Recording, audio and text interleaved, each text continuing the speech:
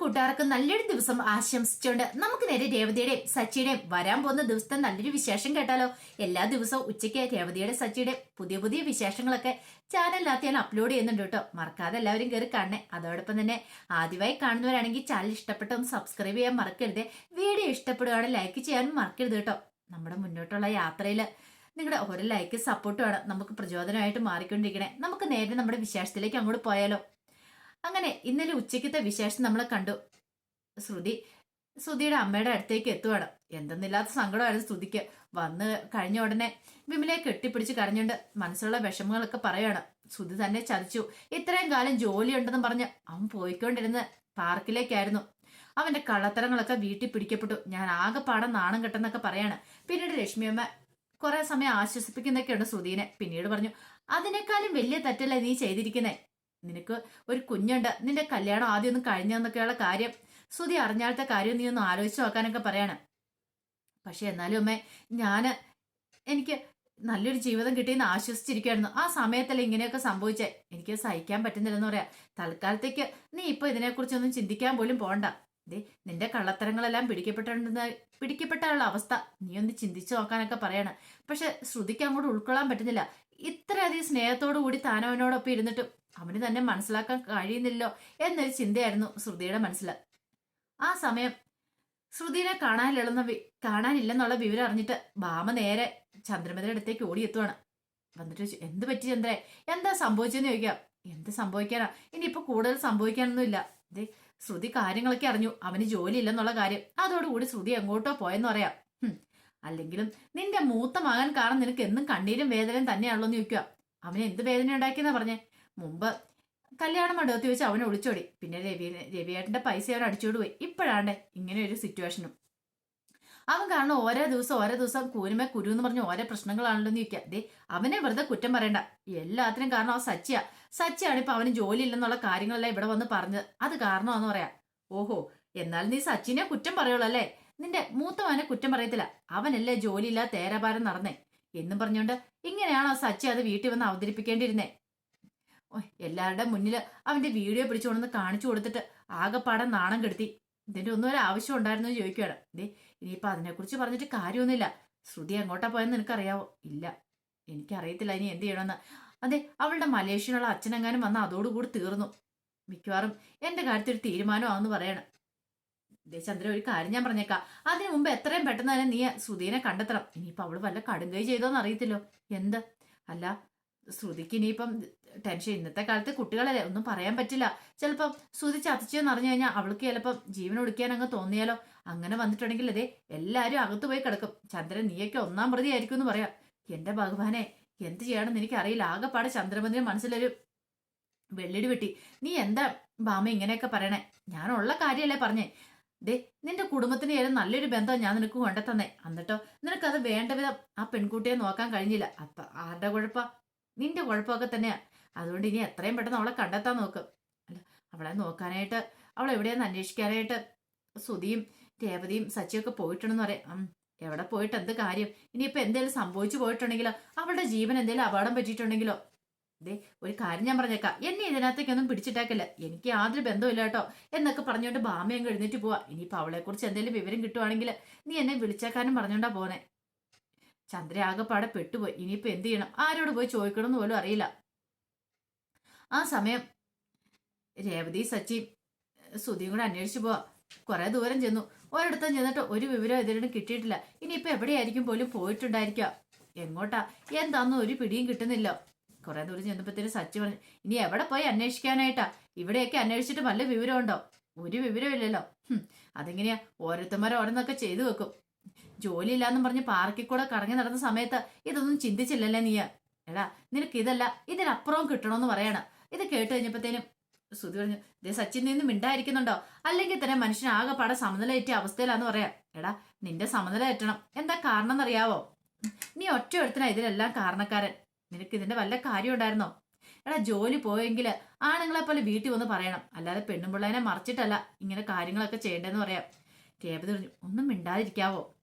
എന്തിനാ സച്ചേട്ട വെറുതെ ഇങ്ങനെ കിടന്ന് ദേഷ്യപ്പെട്ടോണ്ടിരിക്കണേ? അതുകൊണ്ട് ഇനിയിപ്പൊ പോയ ശ്രുതി എവിടെയാന്ന് കണ്ടെത്താൻ പറ്റുമോ? എവിടെയെങ്കിലും അന്വേഷിക്കാനല്ലേ പറ്റുള്ളൂ. ഇങ്ങനെ പറഞ്ഞുകൊണ്ടിരുന്നോർത്തോണ്ട് ശ്രുതി ഇങ്ങോട്ട് വരാൻ പോകുന്നുണ്ടോ എന്ന് ചോദിക്കുക. ഇത് കേട്ടപ്പോ സച്ചു പറഞ്ഞു, പിന്നെ ഞാൻ എന്നാ ചെയ്യണ്ടേ? ഇവന് അങ്ങനത്തെ കാര്യങ്ങളൊക്കെ അല്ലേ ചെയ്തു വെച്ചിരിക്കുന്നേ. ഇവന് അതിന്റെ വല്ല ആവശ്യം ഉണ്ടായിരുന്നോ? ചക്കിക്കോത്ത ശങ്കരൻ എന്ന് പറഞ്ഞാല് പിന്നെ അവൾക്കും കുറച്ച് അഹങ്കാരം കൂടുതലായിരുന്നു. എന്തൊക്കെയായിരുന്നു അവള്. വലിയ ബ്യൂട്ടി പാർലർ ഇട്ടിരിക്കുന്നു. എന്നിട്ടിപ്പൊ കണ്ടോ, ഭർത്താവ് ഇതുപോലത്തെ ഒരുത്തനാന്നറിഞ്ഞപ്പോ, ഒരു ചതിയനാന്ന് പറഞ്ഞപ്പോ അവൾക്ക് സഹിച്ചില്ല. ഇതൊക്കെ കൊണ്ടാ ഞാൻ ആദ്യമേ പറഞ്ഞേ, ഉള്ള സത്യാവസ്ഥയൊക്കെ അവളോട് തുറന്നു പറഞ്ഞേ, നിന്റെ ഭർത്താവ് ഒരു ചതിയനാന്ന്. പക്ഷെ അന്ന് അത് അവൾക്ക് വിശ്വാസമായില്ല. ഇപ്പൊ വിശ്വാസമായി. അപ്പോഴവള് ഉള്ള ജീവനം കൊണ്ട് ഒളിച്ചോടിയതാന്ന് പറയണം. എല്ലാ ചിലപ്പോ ഇനിയിപ്പോ എന്തേലും കടുങ്കൈ ചെയ്തെന്ന് ആര് കണ്ടു? ഇതേ സച്ചേട്ടാ ഒന്നും മിണ്ടായിരിക്കാനും പറഞ്ഞിട്ട് അവർ ചീത്ത പറയണം. ഇത് കേട്ടപ്പോ സുതി പറഞ്ഞു, വണ്ടി നിർത്ത, ഞാൻ ഇവിടെ ഇറങ്ങിക്കോളാന്ന് പറയാണ്. നീ എങ്ങോട്ട് ഇറങ്ങാനാ? ഞാൻ എങ്ങോട്ടേലും പോയിക്കോളാം, ഞാൻ പോയി അന്വേഷിച്ചോളാന്ന് പറയാം. എന്നാ ശരി, വണ്ടി നിർത്തി തന്നേക്കാം, നീ എവിടെയാന്ന് പോയി അന്വേഷിക്കുക എന്നും പറഞ്ഞുകൊണ്ട് പുറത്തേക്ക് സുധീനെ ഇറക്കി വിടണം. വണ്ടി അവിടെ നിർത്തിയിട്ടു. സുധിയോട് പറഞ്ഞു, നീ പോയി അന്വേഷിക്കാൻ പറയാണ്. സുധി അങ്ങോട്ട് ഇറങ്ങി. 10 രൂപ കാശ് പോലും കയ്യിലെടുക്കായില്ല. അതാണ് നീ ഭാര്യനെ അന്വേഷിക്കാൻ ഇറങ്ങിയിരിക്കുന്നു. ഇവിടെ നീ വന്ന് പെട്ടിട്ടുണ്ട്. നീ എങ്ങനെ തിരിച്ച് വീട്ടിലേക്ക് വരും? ഇവിടെ നിനക്ക് ആരെങ്കിലും പരിചയമുണ്ടോ? അതുമില്ല. പിന്നെ നീ എന്ത് ചെയ്യാന്നോർത്തോണ്ടാ? രേവതി ഒന്നും മിണ്ടായിരിക്കും സച്ചേട്ടാ, എന്തിനാ ഇങ്ങനെ? ഇതേ സുധി വണ്ടിയെ കയറ്, നമുക്ക് എവിടെയെങ്കിലും പോയി അന്വേഷിക്കാന്ന് പറയണം. ഇല്ല, ഞാൻ വണ്ടിയെ കയറത്തില്ല എന്ന് പറയണം. സച്ചിയോട് ഞാൻ പോട്ടെ, അവൻ എവിടെയെങ്കിലും പോയി അന്വേഷിക്കട്ടെ, അല്ലെങ്കിലും നമുക്ക് എന്തിന്റെ കേടാ? അവന്റെ ഭാര്യ അന്വേഷിച്ചുകൊണ്ട് നടക്കുന്നു. രണ്ടുപേരും കണക്കാ, പറഞ്ഞിട്ടൊന്നും ഒരു കാര്യമില്ലെന്ന് പറയണം. അപ്പോഴേക്കാണ് സച്ചിയുടെ കാറിലേക്ക് ഒരു ബോള് വന്ന് വീണേ. സച്ചി കുറച്ചത് എവിടുന്ന ഈ ബോള് വന്ന് വീണേന്ന് ഓർത്ത് നോക്കുവാണ്. നോക്കി കഴിഞ്ഞപ്പോ തന്നെ മറ്റാരും ആയിരുന്നില്ല, ആദിയായിരുന്നു. കാരണം ആദിയുടെ വീട് അവിടെ ആയിരുന്നല്ലോ. പെട്ടെന്ന് സച്ചി പറഞ്ഞു, ആദ്യം നീയോ?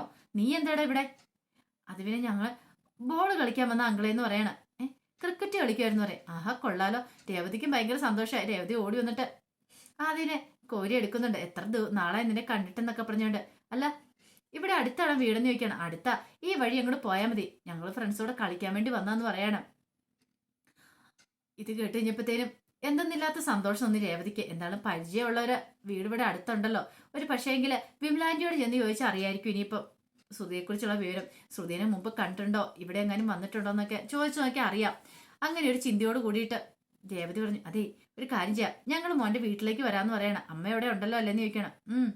അതെ അമ്മൂമ്മ എവിടെ ഉണ്ടെന്ന് പറയണം. ശരിയെന്ന് പറയണം.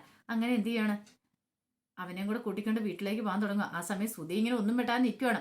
സുധിയോട് പറഞ്ഞു കേരടാന്ന് പറയണം. അപ്പൊ സുധി ഇങ്ങനെ ആലോചിച്ചു, ഈ പയ്യനെ മുമ്പ് എവിടെയോ കണ്ടിട്ടുണ്ടല്ലോ. പെട്ടെന്നാണ് ഓർമ്മ വന്നേ, അന്ന് സച്ചിയുടെയും രേവതിയുടെ ആ താലി കോർക്കൽ ചടങ്ങ് നടക്കുന്ന സമയത്ത് അവിടെ വന്നത്. ഓഹോ അതാണ് കാര്യം. പിന്നീട് സുധിയും കൂടെ കാറിനകത്തേക്ക് കയറുവാണ്. ആ സമയം ആകെപ്പാടെ വല്ലാത്തൊരവസ്ഥയിലാണ് ശ്രുതി ഇരിക്കണേ. ശ്രുതിക്ക് എന്തിനാണെന്ന് അറിയത്തില്ല. ശ്രുതിയുടെ ഈ അവസ്ഥ കണ്ടു കഴിഞ്ഞപ്പോ വിമലയ്ക്ക് സങ്കടമൊക്കെ ഒന്നും. വിമല പറഞ്ഞു, നിന്റെ കയ്യിലിപ്പോണ്ട് എങ്ങനെയൊക്കെ സംഭവിച്ചേ? അല്ല, നിനക്കുള്ള സത്യങ്ങൾ ആദ്യം അങ്ങ് തുറന്നു പറഞ്ഞാൽ പോരായിരുന്നോ? തുറന്നു പറയുകയാണെങ്കിൽ നിനക്കിപ്പോൾ അവിടെ പിടിച്ചുവയ്പ്പുണ്ടാവുമായിരുന്നു. അല്ലെങ്കിൽ നിനക്ക് ആ വീട്ടിൽ നിന്ന് ഇറങ്ങിയാൽ മതിയായിരുന്നു. ഇപ്പോഴാണ്ട് നിന്റെ ഭർത്താവ് നിന്നെ വഞ്ചിച്ചിരിക്കുന്നു.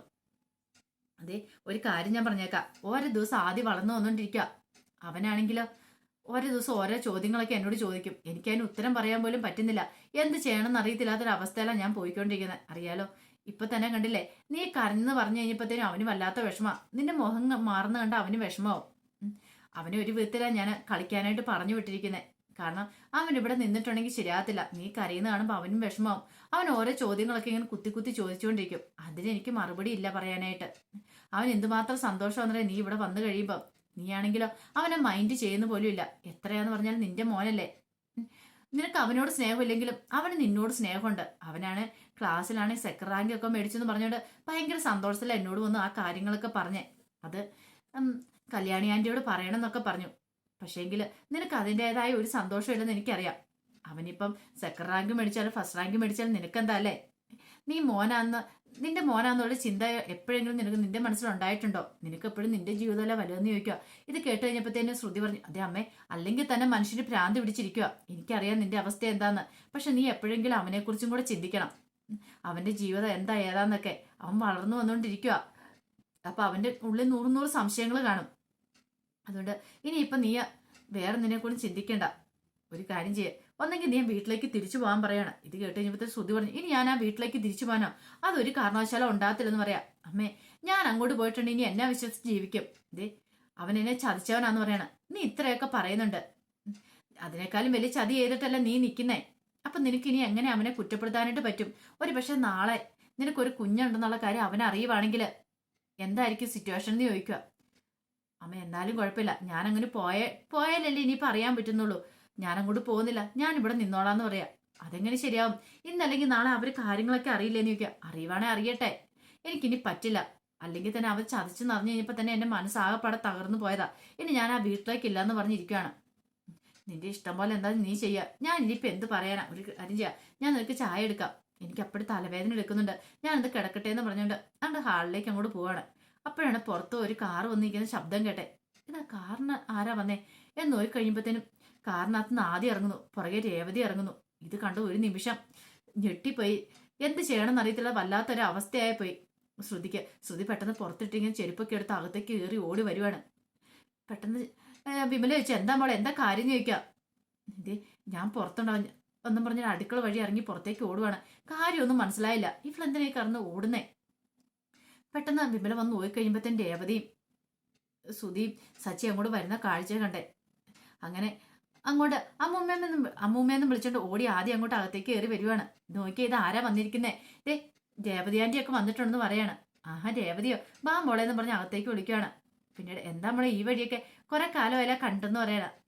അത് പിന്നെ ഞങ്ങളൊരാരെ അന്വേഷിച്ചിറങ്ങിയതെന്ന് പറയണം. ആളെ അന്വേഷിച്ചിറങ്ങണം, ആരെ ഒന്നും അറിയത്തില്ലാത്ത മട്ടിലാണ് വിമല ചോദിക്കുന്നത്. വിമലയ്ക്ക് പറയാൻ പറ്റില്ലല്ലോ. പെട്ടെന്ന് തന്നെ സച്ചി പറഞ്ഞു, എന്ത് ചെയ്യാനാ, ഈ നിൽക്കുന്ന ഒരുത്തനുണ്ടല്ലോ, ഇവന്റെ ഭാര്യനെ കാണാതെ പോയി, അവന്റെ ഭാര്യനെ അന്വേഷിച്ച് ഞങ്ങൾ ഇറങ്ങിയതാന്ന് പറയാണ്. അയ്യോ എന്ത് പറ്റി എന്ന് ചോദിക്കുകയാണ്. മരുമോനെയൊന്നും വിളിക്കാൻ പറ്റില്ലല്ലോ, കാരണം വിളിച്ചിട്ടുണ്ടെങ്കിൽ അവർക്ക് സംശയം തോന്നുമല്ലോ. എന്ത് പറ്റി ശ്രുതിന്ന് ചോദിക്കുക. അല്ല അത് പിന്നെ ആന്റി, എന്റെ ഭാര്യനെ കണ്ടില്ല ശ്രുതിനെ. ഓ അന്ന് ഞാൻ വന്നപ്പോൾ കണ്ടായിരുന്നു, എന്ത് പറ്റി ആ മോൾക്ക് എന്ത് പറ്റിയെന്ന് ചോദിക്കാം. ഇത് കേട്ട് കഴിഞ്ഞപ്പോൾ സച്ചി പറഞ്ഞു, ഇവൻ ജോലിയില്ലാതെ തേരാപാര നടക്കുമായിരുന്നു, അവസാനം ഇവന്റെ കള്ളത്തരം കണ്ടുപിടിക്കപ്പെട്ടു. ഇവനാണെങ്കിൽ വീട്ടിൽ ജോലി ഉണ്ടെന്നൊക്കെ ഭാര്യയോട് പറഞ്ഞുകൊണ്ടിരുന്നേ. അവസാനം അത് അവൾക്ക് സഹിക്കാൻ പറ്റിയില്ല, അവള് വീട് വിട്ട് എങ്ങോട്ടോ പോയെന്ന് അറിയത്തില്ല. അപ്പം ബ്യൂട്ടി പാർലറിലേക്ക് വിളിച്ചു ചോദിച്ചു കഴിഞ്ഞപ്പോൾ അറിയാൻ കഴിഞ്ഞേ ഇങ്ങോട്ടേക്കുള്ള ഏതോ ബസ്സിന് കയറി പോകുന്നറിഞ്ഞേ. അപ്പം ഞങ്ങൾ അങ്ങനെ അന്വേഷിച്ച് വന്നാന്ന് പറയണം. ഓ അങ്ങനെയാണ് കാര്യം. അല്ല ആന്റിക്ക് അറിയാവോ അവളുടെ വീട് എവിടെയാ, ഇവിടെ എങ്ങോട്ടാ വന്നേന്ന് പറ്റും? ഏയ് അറിയില്ല. അല്ല ആന്റി അന്ന് വന്ന് കണ്ടില്ലായിരുന്നോ, ശ്രുതിനെ കണ്ടില്ലായിരുന്നു ചോദിക്കും. ആ ഞാൻ കണ്ടായിരുന്നു, പക്ഷെ മുഖം ശരിക്കും അങ്ങോട്ട് ഓർക്കുന്നില്ല എന്ന് പറയണം. പിന്നീട് സച്ചി എന്ത് ചെയ്യണം, ആ ഫോട്ടോ ഞാൻ എടുത്ത് കാണിച്ചു തരാം, ആന്റിക്ക് വല്ല പരിചയം ഉണ്ടോ നോക്കാൻ പറഞ്ഞിട്ട് ഫോട്ടോ എടുത്ത് കാണിക്കണം. എനിക്ക് യാതൊരു പരിചയവും തോന്നില്ലെന്ന് പറയണം. ഇത് കേട്ട് കഴിഞ്ഞപ്പോൾ ആദ്യം പറഞ്ഞു, എന്നെ കാണിക്കും, ഞാൻ നോക്കാന്ന് പറയണം. വേണ്ട, നിനക്ക് വല്ലതും അറിയാവോ എന്ന് ചോദിക്കുകയാണ്. അപ്പോഴേക്കും ആദ്യം ചോദിച്ചു, അല്ല ഇവിടെ ഉണ്ടായിരുന്ന കല്യാണി ആന്റി എന്ത് ചെയ്യുന്നു ചോദിക്കുകയാണ്. പെട്ടെന്ന് ഒരു നിമിഷം രേവതി സച്ചിയൊക്കെ പരസ്പരം നോക്കുകയാണ്. കല്യാണി ആന്റി എന്ന് പറഞ്ഞിട്ട് ഒരു നിമിഷം ഒന്നും മിണ്ടാതെ നിൽക്കുവാണ് വിമലയ്ക്കാണെങ്കിൽ എന്ത് മറുപടി പറഞ്ഞു നിർത്തില്ല. പെട്ടെന്ന് രേവതി ചോദിച്ചു, അല്ല ഇവിടെ വേറെ ആളുണ്ടോന്ന് ചോദിക്കുകയാണ്. മോനെ ആന്റിയുടെ കാര്യമൊക്കെ പറയുന്നുണ്ട്, സിംഗപ്പൂരിലേക്ക് പോയ ഇവന്റെ ആന്റി തിരികെ വന്നു എന്ന് ചോദിക്കുകയാണ്. ഇത് കേട്ട് കഴിഞ്ഞപ്പോൾ എന്ത് മറുപടി പറയാനാ വിമലയ്ക്ക് ആ പൊട്ടൊരു ഞെട്ടലുണ്ടായത്. വിമല പറഞ്ഞു, അത് പിന്നെ ഞങ്ങളുടെ ബന്ധത്തിലുള്ളൊരു കുട്ടി വന്നിട്ടുണ്ടായിരുന്നേ, അപ്പൊ അതിന്റെ കാര്യം പറഞ്ഞേ, അവൾ വന്നിട്ട് പോവുകയും ചെയ്തെന്ന് പറയാണ്. ഇത്ര പെട്ടെന്ന് ആന്റി തിരികെ പോയോ? മുമ്പ് ഇവിടെ ഉണ്ടായിരുന്നല്ലോ, ഞാൻ കളിക്കാൻ പോയ സമയത്ത് ഉണ്ടായിരുന്നല്ലോ എന്ന് പറയാണ്. എന്ത് ചെയ്യാനാ, അവള് പോയെന്ന് പറയാണ്. ഒരു കാര്യം ചെയ്യാം, അത് നീ പോയി കളിച്ചോ, നീ കളിച്ചോണ്ടിരിക്കുകയല്ലായിരുന്നോ, കുട്ടികളോടൊപ്പം പോയി കളിച്ചോളാൻ പറഞ്ഞിട്ട് ഒരു വിധത്തിൽ അവനെ അവിടെ നിന്ന് കൂടെ ഒഴിവാക്കുവാണ്. അവനിനിയിപ്പം ഇവിടെ നിന്നിട്ടുണ്ടെങ്കിൽ ഓരോന്നൊക്കെ ചിലപ്പോൾ പറഞ്ഞുകൊണ്ടിരിക്കും, അപകടമാണ്. അത് മാത്രമല്ല കല്യാണി പറയും അറിഞ്ഞു നിൽക്കുന്നുണ്ട്. ഇനി അവളെ കണ്ടുപിടിച്ചിട്ടുണ്ടെങ്കിൽ മിക്കവാറും അവൻ പറയും ആന്റി ഇവിടെ നിൽപ്പണെന്ന് പറഞ്ഞിട്ടുണ്ടെങ്കിൽ കള്ളത്തരങ്ങളൊക്കെ ഇതോടുകൂടി പൊടിയും. പിന്നീട് ശരി രേവതി ആന്റി, ഞാൻ പോയി കളിക്കട്ടെ എന്ന് പറഞ്ഞുകൊണ്ട് എല്ലാവരുടെയും യാത്ര പറഞ്ഞിട്ട് അവൻ കളിക്കാനായിട്ട് അങ്ങോട്ട് ഓടുവാണ്. അപ്പോഴാണ് ശരിക്കും വിമലയ്ക്ക് ഒരു ശ്വാസം നേരെ വീണേ. ഈ സമയം സച്ചി ചോദിച്ചു, അല്ല ഇവിടെ വിമലാന്റിക്ക് ആരും ബന്ധുക്കാരൊന്നും ഇല്ലെന്ന് പറഞ്ഞിട്ട്, അത് ഞാൻ പറഞ്ഞില്ലേ അന്ന് എന്നെ ഹോസ്പിറ്റലിൽ നിന്ന് കൊണ്ടുവന്നൊരു മോളുണ്ടെന്ന്, അവളുടെ കാര്യം അവൻ പറഞ്ഞെന്ന് പറയാം. ഓ അങ്ങനെയല്ലേന്ന് ചോദിക്കുകയാണ്. പിന്നീട് സച്ചി നമുക്കിനി പോയാലും ഇവിടെ ഇരുന്നിട്ട് കാര്യമില്ലോ എന്ന് പറയാണ്. ഇത് കേട്ടപ്പം രേവതി പറഞ്ഞു, അല്ലാൻ്റെ ഇവിടെ എവിടെയെങ്കിലും ശ്രുതിനെ കാണുവാണെന്ന് പറയണോ കേട്ടോ എന്ന് പറയാണ്. പെട്ടെന്ന് ശ്രുതിയുടെ കണ്ണു രണ്ടും നിറഞ്ഞൊഴുകാൻ തുടങ്ങി. ശ്രുതി പറഞ്ഞു, ഞാനാ തെറ്റ് ചെയ്തേ, ഞാൻ കാരണം എങ്ങനെയൊക്കെ സംഭവിച്ചേ, ഒരിക്കലും ഞാൻ അങ്ങനെ ചെയ്യാൻ പാടില്ലായിരുന്നു. അവള് പാവമാണ്, അവളോട് ഒരിക്കലും ഞാനിങ്ങനെ കള്ളത്തരം പറയാൻ പാടില്ലായിരുന്നു, അവൾക്ക് അത് സഹിക്കാൻ പറ്റിയില്ല, അതുകൊണ്ട് അവള് ഇറങ്ങിപ്പോയെന്നൊക്കെ പറയാണ്. ഇത് കേട്ട് കഴിഞ്ഞപ്പോഴത്തേനും വിമല പതുക്കെ ശ്രുതിയുടെ അടുത്തേക്ക് ചെല്ലുവാണ്. പേടിക്കണ്ട, എന്താണെങ്കിലും ഭാര്യ തിരികെ വരും, ഉറപ്പായിട്ടും തിരികെ വരും, മോന്റെ നല്ല മനസ്സാന്നൊക്കെ പറയാണ്. ഇതെല്ലാം കേട്ടോണ്ട് പുറകെ നിൽക്കുന്നുണ്ടായിരുന്നു ശ്രുതിക്ക് മനസ്സിലായി ശ്രുതി പാവാണ്, പക്ഷെ തന്നോട് അങ്ങനെ ചതി ചെയ്തോണ്ടല്ലേ താനിങ്ങനെ പോന്നേ. ഞാൻ അവളെ പറ്റിക്കില്ലായിരുന്നു, ഒരു പക്ഷെ ആരൊക്കെ എന്തൊക്കെ പറഞ്ഞാലും കുഴപ്പമില്ല, ഞാൻ അവളെ ചതിച്ചെന്ന് അറിഞ്ഞപ്പോൾ അവൾക്ക് സഹിക്കാൻ കഴിഞ്ഞില്ല, അതുകൊണ്ട് ആന്റി അവൾ വീട് വിട്ടിറങ്ങിയത്. ഇനി എവിടെ പോയി അന്വേഷിക്കാനെന്ന് എനിക്ക് അറിയത്തില്ല, അന്വേഷിക്കാൻ ഒരു സ്ഥലം പോലും ബാക്കിയില്ല, ഒരു പക്ഷെ അവൾക്ക് എന്തെങ്കിലും സംഭവിച്ചിട്ടുണ്ടെങ്കിൽ ഞാൻ ജീവനോടെ ഇല്ല എന്നൊക്കെ പറയണം. ഇതെല്ലാം കേട്ട് കഴിഞ്ഞപ്പോൾ സച്ചി രേവതിയോട് പതുക്കെ ചോദിച്ചു, ഇവന്റെ ഈ കരച്ചിൽ ശരിക്കുള്ള കരച്ചിലാണോ അതോ ഇനി കള്ളക്കരച്ചിലാണോ എന്ന് ചോദിക്കുക. ഒന്നും മിണ്ടായിരിക്കും എൻ്റെ സച്ചിയേട്ടാ. ആകെപ്പാ ടെൻഷൻ അടിച്ചിരിക്കുക ശ്രുതി. ആ സമയത്ത് ഇങ്ങനെയൊന്നും പറയില്ല എന്ന് പറയാണ്. പിന്നീട് ശ്രുതി പറഞ്ഞു, ഇനി എനിക്ക് എവിടെ പോകണം അന്വേഷിക്കണം എന്ന് അറിയത്തില്ല.